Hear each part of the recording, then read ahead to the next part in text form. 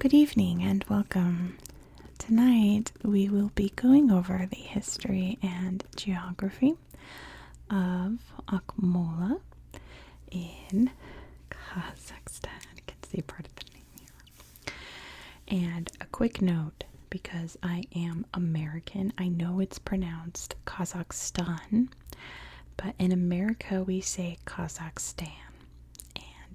It's just easier on my channel to just say everything American pronunciation, so there you go. Don't come after me. I didn't invent American English. In America, we say Kazakhstan. But anyway, let's head into Akmola. Akmola, as you can see here, is a huge region, and well, it is a huge country, so that makes sense. But it is a huge region, and what kind of stands out about Akmola is you can see the capital city of Astana here. Now, another quick note is that in, 2017, 2018, they changed the name to Nur-Sultan after Nur-Sultan Nazarbayev. But in 2022, they changed it back to Astana. So this map was made in 2020, so it still says Nur-Sultan with Astana in parentheses there, but it is now called Astana. But before it was called Astana, it was called Akmola. How cool is that? So this region is named after the city that sprung up there. But once the lines were drawn in Kazakhstan, probably after independence in 1991, I didn't write down the year, 91 I believe, they made a capital city district. You can see here, I'm not sure what it says, but it's its own thing. So my challenge is to tell you about the region surrounding the capital city without talking about the capital city. You can really see here that like all the roads lead there. It's like the most important part of Akmola, but it is not part of Akmola. So this is not a video to talk about the capital city. Let's talk about the region. In my notes, I just wrote where steppes meets Siberia. Kazakhstan is very famous for its steppe landscape, which, to describe the steppes, I would say that like the steppes is to Central Asia as the Great Plains is to the United States. It is regions where it is flat and wide and open and beautiful. Most of Akmola, I would say like this half, is part of these steppes. But the farther north you go, the more hilly it gets. It even gets a little bit, I mean, they call it mountainous, but I'm looking at it going, those don't look like mountains to me. But maybe to Kazakhs it's mountainous, you know. But it gets very full of trees and beautiful lakes and things. So you can definitely tell that you're slowly creeping into Siberia. So it's mostly steppe landscape, a little bit of the fringes of the Siberian taiga, which is their forest area up in Russia.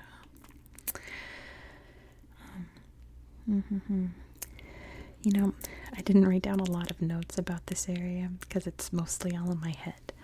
So usually I refer to notes to do geography, but I didn't write down a lot.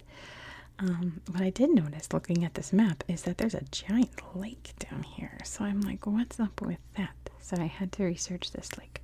This is called Lake Tengiz, or Tengiz Lake. This area is very marshy and wet. We'll take a look at it on Google Earth. But I did read an interesting story about Lake Tengiz, that a Soviet spacecraft landed in this lake, one of the Soyuz spacecrafts during the Soviet age. They landed in here, and you would think, well, perfect, you know, because their launch site's not too far from here, and you know, it's a very convenient lake for landing your space people and your cosmonauts. But the lake was frozen over, and it became this very serious, dire rescue mission to pull these cosmonauts out of this lake before they froze to death. So interesting story. I bet it's one of those stories that they all laugh about now, but at the time was very serious, right? But yes, very marshy, wet area here. This huge old lake. I'll show you some cool stuff about this lake.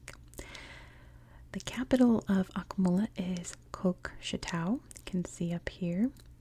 This region is really beautiful. They have some gorgeous lakes. They've got trees and mountains, very, very large hills. It's a beautiful little region. I'll show it to you on Google Earth. But the rest of Akmola is grass and farms and flat land. It's funny to see on Google Earth that you can see all like the trees and the green following the rivers, and the rest is just brown. Pretty interesting from above. But anyway, let's talk about the history of this region and why it is how it is. Because, of course, for a long, long, long time, it was nomads living here, just wandering the steppes with their horses and various cattle, roaming the steppes. That's what they did best, and they did for a very, very long time. The first real sort of order born from chaos would have been from the Mongols. This is Genghis Khan territory. This was the area that when he decided to go conquering, he headed here first. So the Mongols had a pretty firm grip on what's now Akmola. Once it splintered, it became part of the Middle Horde. But that didn't really mean much. It just meant that the nomads here had to pay a little extra to their Khan. It didn't mean that there were bustling cities and infrastructure or anything. No. They were Mongols. They did nothing of the sort. So it remained very, I guess, just kind of nomad-y, It sounds very peaceful and pleasant, but there was actually a lot of conflict between various nomadic tribes. In fact, Kazakhs are the people who left, the people who walked away from the Uzbeks. You can't see the border of, you can't see it on the shot. Uzbekistan is just down there, but the Kazakhs came from the Uzbek tribe. They splintered off. And many, many other groups splintered, caused friction and chaos, because even though there's a lot of land here, you're gonna cross paths eventually, right? Eventually, Russia would sneak in and start taking land for themselves. And one sneaky way that Imperial Russia would do it is that they would be like, oh, I see that you have a very nice tribe here. Looks like you have a lot of conflict with some other tribes. Do you want some help in just kind of like suppressing those tribes and keeping them out of your territory? And they'd be like, oh yes, please, thank you, the Tsar of Russia. And then Russia would absorb that tribe. And then they would conquer the tribe that they were fighting before. And then they'd be like, oh wow, looks like that tribe up there is bothering you. Let's go deal with that. And then they'd absorb that tribe. And then slowly but surely they would take up bits of these nomadic territories. They would have founded Akmola, the city, in 1830. Kokshetau was in 1834, and they were not cities, because again, there is straight up nothing here. It is grass. They would be building forts to monitor the area and protect their soldiers that were in the area. And it just stayed in Russian hands even after Imperial Russia was no more, and it became like the revolutionary Russia, and then Soviet Russia. It just stayed right along, because what else was there to do? And then once that all fell apart, it became Kazakhstan. It became independent. So there's not much else in history. Oh, other than the Soviets thought that all of this grassland was really cool and launched their Virgin Lands program in this area. They launched it in many other parts of this area, but including here, which was all you nomads, pick a spot. Well, they were told where to go. This is your spot. Farm wheat. Go. Farm as much wheat as you can, and you have to give this much to the person in charge so they can send it all throughout Russia. So all these nomads became wheat farmers, and it's not a very populated place. Kazakhstan's one of the least densely populated countries in Asia. So they would send a lot of Russians, Ukrainians, whoever they could, Mongols, Koreans, whoever they could in the area to grow all this wheat. So the farms are still around. They're still there. But yeah. I can't think of a single Soviet farming program that was a success. But yeah, because then, if all these people are doing our farming, what are they gonna eat? Anyway, let's head over to Google Earth and check out the area. There's not a lot of slideshows to show you in this area. Again, it has the unfortunate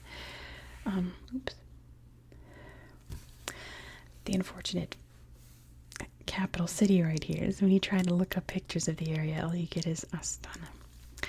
But why don't we zoom out first so you can see exactly where we are in the world. Where is Kazakhstan? So here you can see Asia, up here's Russia. You can see the green of the taiga, the kind of Siberia area creeping in over here. And there you can see the steppes, right? Akmola is right in that area where it starts to become green, where it meets the brown there of the steppes. Akmola province. Why don't we start down here in the lake? Lake Tengiz. Look how neat these little lakes, and look how wet it is compared to the rest of the area. I found this cool street view spot right here that I really want to show you because it kind of sums up this part of Kazakhstan really well.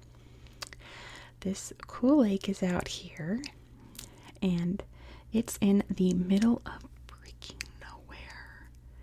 Take a look at this. There's the lake, just the shores of this huge lake, and it is a saline lake, so it's very salty. And there's absolutely nothing that looks like maybe a telephone thing, a tower.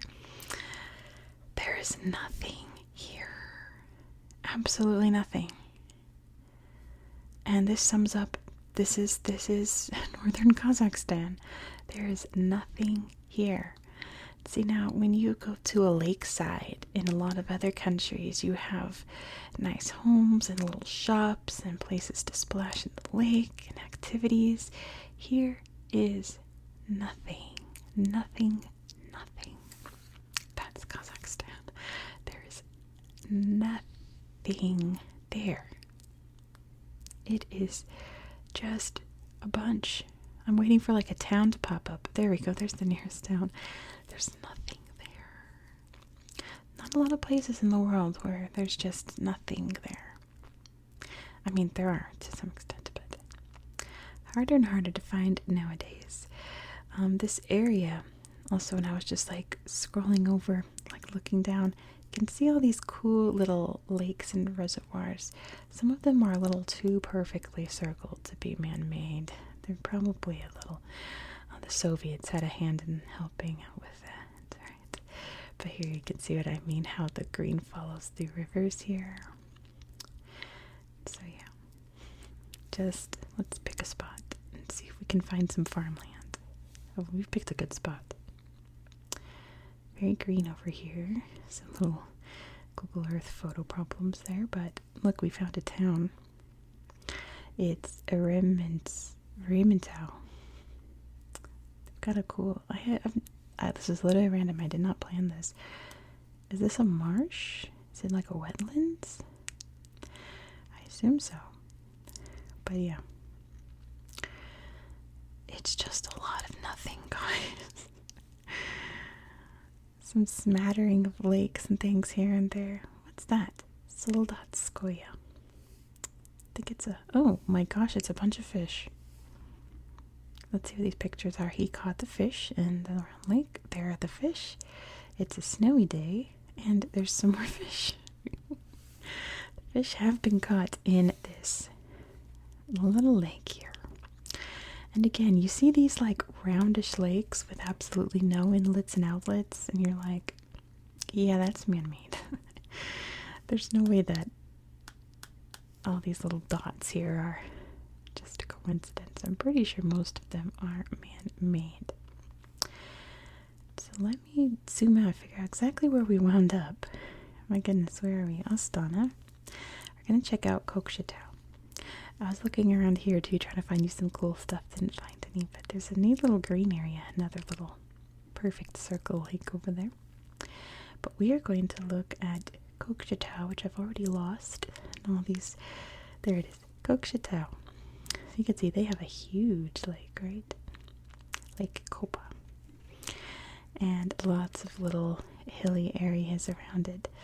Yeah, I would look at this. Like, this is farmland.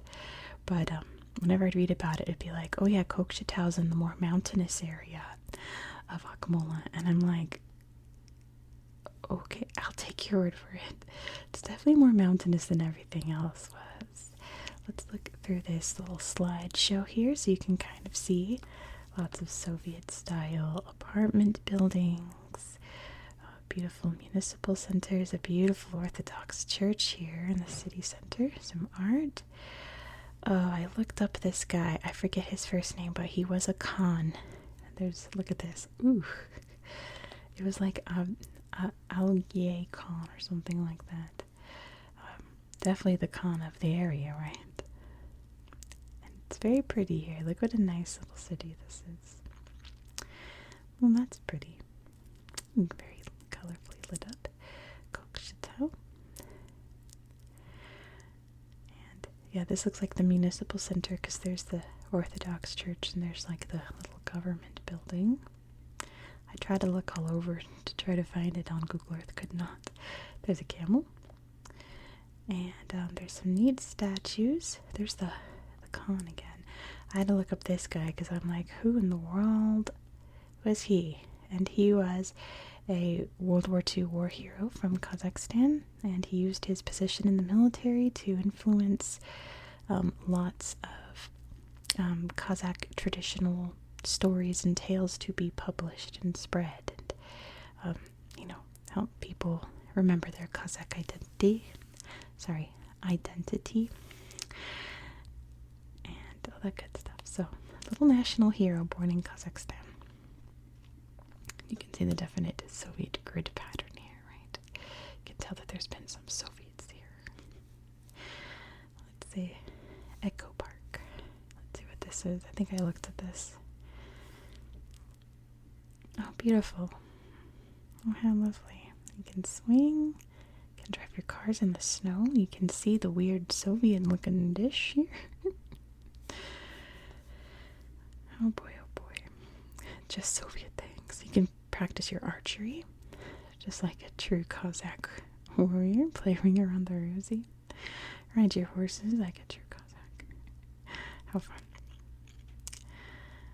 Oh, how pretty. Donkey. So yeah. Oh, they went paintballing. How fun. It must be fun in the jungle forest. Ooh, how pretty. Alright. So, like I said, I tried combing this area to show you guys some cool stuff. That's pretty much all I've got. You can see some of the more forested areas, but for the most part, there is nothing here. I can't stress that enough. It is farmland, it is grassland, it's Kazakhstan. So yeah, I'm going to end it there for tonight. Thank you so much for watching. I even looked through the slideshow, there's nothing interesting, but a pretty sunrise. If you liked this kind of content, please consider subscribing. Next, we're going to be heading over to Turkey, and then we're going to be back to see... I don't think it's going to pop up on here. You can't really see it here. This area here, it's October. So we'll be back to Kazakhstan too. So if you can't get enough Kazakhstan, don't worry. We're coming right back in a few days. So be sure to subscribe so you don't miss out. I hope that you found this video relaxing and educational. And I hope that you have a very good night. Good night.